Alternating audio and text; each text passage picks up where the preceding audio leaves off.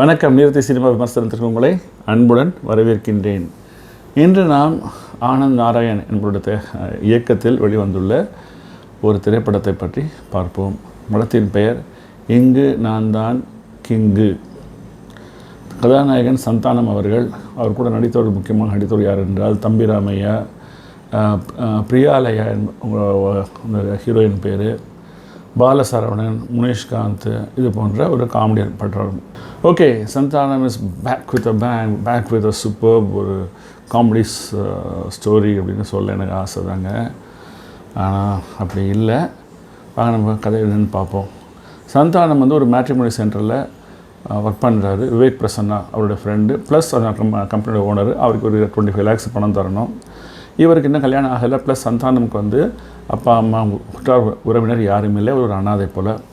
So அப்படி இருக்கும்போது திடீரென்று இவர் ஒரு சீனில் மட்டும் வந்துட்டு போகிறார். மனோபாலா வராரு. அவர் வந்துட்டு ஒரு ரத்தனபுரி ஜமீன்தார் கேள்விப்பட்டிருக்கேன்றாரு. அது இப்போ நம்மலாம் இருக்கிறோம் ரத்தனபுரி அப்படின்னு மெட்ராஸ் சொன்னால் நமக்கு எங்கே நம்ம யோசிப்போம் இல்லையா. அவர் வந்து மேட்ரிமோனி சென்டரில் ஒர்க் பண்ணார், ஊரில் இருக்கான்னு பார்த்துருக்கணும். சரி, அவர்லாம் ஜமீன்தார் அப்படின்றாங்க. ஜமீன்தார் முறையே இப்போ இல்லை, அது எப்போயோ போயிடுச்சு. இல்லை, கேள்விப்பட்டது இல்லைன்னு சொல்கிறாரு. வா, அங்கே இருக்க பொண்ணுக்கு பாப்பில் பார்க்குறாங்கன்னு சொல்லி இவர் கூப்பிட்டு போகிறாரு. போனால் பெரிய ஆடம்பரமாக அப்படியே பெரிய பணக்கார இதுவாக தம்பிராமையா இருக்கின்றார். அவர் தான் ஜமீன்தார். அவருடைய மகன் வந்து பாலசரவணன், அவருடைய மகள் தான் பிரியாலயா. ஸோ அவங்க வந்து உட்காந்து பார்க்கும்போது இவருக்கு ரொம்ப பிடிச்சி போயிடுது. நல்ல பெரிய பணக்கார எடுத்து சம்பந்தம். அது அவங்க வந்து கேட்குறாங்க, அனந்த பையனை தான் வேணும்னு சொல்லி கேட்குறாங்க. ரொம்ப சந்தோஷமாகிடுறாரு. கல்யாணம் நடக்குது. கல்யாணம் நடந்து முடிந்த அடுத்த சீன் என்னென்னா, தம்பிராமையாவுடைய வேட்டி உட்பட வீட்டில் இருக்க எல்லா பொருளையும் எடுத்து போயிடுறாங்க ஊர் மக்கள். இவர் கேட்குறாரு என்ன அப்படின்னா, இல்லை, இவர் வந்து எல்லார்கிட்டையும் ஏகப்பட்ட கடன் வாங்கியிருக்காரு. ஊர் மக்கள் ஒவ்வொருக்கிட்டையும், பேங்க்கிட்ட எல்லார்கிட்டையும் கடன் வாங்கியிருக்காரு. அதற்கு கேட்டப்போ என்ன சொன்னார், என் பொண்ணு கல்யாணம் பண்ணி என்னோடய வீட்டுக்கெல்லாம் எடுத்து போங்கன்னு சொன்னார். ஸோ ஆக்சுவலாக பார்த்தா இவர் ஒரு ஏழை ஜமீன்தார். இது இப்போது புரிய வந்து சந்தானம் திகைத்து போய் நிற்கின்றார். சரி, வேறு வழி இல்லை அப்படின்னு சொல்லிவிட்டு மாமனாரும் மச்சானை கூப்பிட்டுக்கிட்டு, ஒய்ஃபை கூப்பிட்டுட்டு மெட்ராஸருக்கு ஃப்ளாட்டுக்கு வராரு. இப்போ ஏற்கனவே இவர் வந்து இந்த கல்யாணத்தின் மூலமாக அவருடைய கடனை அடைக்கலாம் என்று நினைத்திருப்பார். அது நடக்க முடியாமல் போய்விடுகின்றது. சந்தானம் வீட்டுக்கு வந்த பிறகு முதல்ல மனைவியோடு அவர் பேசவில்லை, கொஞ்சம் தள்ளி தான் இருக்கிறாரு. அப்புறம் கொஞ்சமாக அவங்க இணைந்துடுறாங்க. இப்போ அதுக்கு முக்கியமாக பார்த்திங்கன்னா அந்த தம்பிராமையா, பாலசரவணன் போன்றவர்கள் அவங்க வந்து செய்கிற செயல்கள்லாம் அந்த சில்லி எரர்ஸ் மாதிரி பண்ணுறது. ஜமீன்தாரை விடுங்க, ஒரு நார்மல் மனுஷன் கூட அது மாதிரிலாம் செய்ய மாட்டான். ஒரு மாதிரி கொஞ்சம் கிறுக்குத்தனமான விஷயங்கள் அந்த இருக்கிற அந்த அப்பார்ட்மெண்ட் காம்ப்ளெக்ஸை பண்ணி செஞ்சு இவர் கெட்ட பேர் வாங்கி தருகின்றனர். அதுக்கப்புறம் ஒரு சிக்கல் ஒன்று வருகின்றது. அந்த சிக்கலை எப்படி இவெல்லாம் உள்ளே போய் சமாளித்து வராங்க அப்படிங்கிறது அந்த படம். அதாவது நான் ஒரு விஷயம் சொல்கிறேங்க. இப்போ எனக்கு இந்த காமெடியன்ஸ் ரொம்ப பிடிக்குங்க.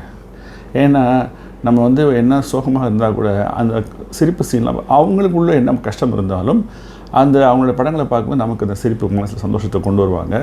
ஸோ நமக்கு அது இன்னும் ரொம்ப தேங்க் பண்ணணும். பட் நீங்கள் இப்படி யோசிச்சு பாருங்கள், நீங்கள் ஒரு நார்மல் மனநிலைமையில் சினிமா பார்க்க இந்த வெயிலில் கிளம்பி உள்ளே போகிறீங்க. வெளியே வரும்போது நீங்கள் டிப்ரெஸ்டாக வந்தால் நீங்கள் எப்படி இருப்பீங்க யோசிச்சு பாருங்கள்.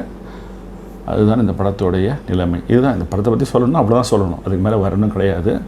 இந்த சில்லி எரர்ஸ்லாம் பண்ணும்பொழுது நான் சில படங்கள்லாம் பார்த்துருக்கேன், அது நன்றாக இருந்திருக்கேன். உதாரணத்துக்கு மலையாளத்தில் படையோட்டம் என்ற ஒரு படம். பிஜு மேனன் அவர் பெரிய ஹீரோ. அவரை வச்சே சில்லியாக கூட இருக்க மக்கள் பண்ணுறதுல அவர் அவ்வளோ அவதிப்படுவார். இதில் சந்தானமுடைய அந்த ஒன்லைனர்ஸ்லாம் வந்து அங்கங்கே வருது. அது பரவாயில்லை, நல்லா இருக்கின்றது. ஆனால் தம்பிராமையா, பாலசரவணன், இல்லை முனிஷ்காந்த் வராரு, பிரசன்னா அவர் ஒன்றும் பெருசாக பண்ணலன்னு வச்சுக்கோங்க. இவங்க கூட இருக்க கூட்டம் பண்ணுற அந்த அட்டகாசம் வந்து சிரிப்பில் நமக்கு வெறுப்பு, அப்படி சிரிப்பை விட வெறுப்பை தான் நமக்கு நரம்பை முறுக்கி தருகிறது, இப்படிலாம் சொல்லலாம். அவ்வளோதாங்க.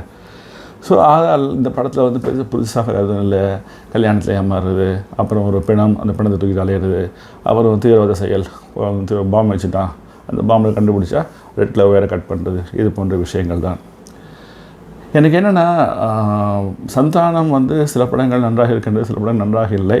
ஆனால் மோர் லைட்லி நீங்கள் பார்த்தீங்கன்னா அந்த பேய் படங்களில் நடிக்கும் போதெல்லாம் கொஞ்சம் படம் நல்லா அமைதுன்னு நினைக்கின்றேன். இது நான் சொல்லிட்டேன் பாருங்கள். இவங்க இனிமேல் சினிமா ஃபீல்டில் டிசைட் பண்ணிவிடுவாங்க, சந்தானமாக அது பேய் படமாக தான் இருக்க வேண்டும் என்று. ஏனென்றால் நான் முதல்ல பார்த்தோன்னே டிடி ரிட்டர்ன்ஸ் அது நல்லா இருந்தது, இதுக்கு முன்பு வந்தது. இந்த படம் ரொம்ப ரொம்ப ரொம்ப ரொம்ப மோசமான ஒரு சிரிப்பு படம். ஆதலால் நீங்கள் பாடுபட்டு உழைத்த உங்களுடைய பணம் நமக்கு போனால் திரும்பி வராத நேரம், இதை ரெண்டுத்தையும் கொண்டு போய் இந்த படத்திற்காக செலவு செய்யாதீர்கள். நீங்கள் நிச்சயமாக வருத்தப்படுவீர்கள். வேணும்னா ஓடிட்டு வந்த பிறகு அப்புறம் பார்த்துக்கோங்க.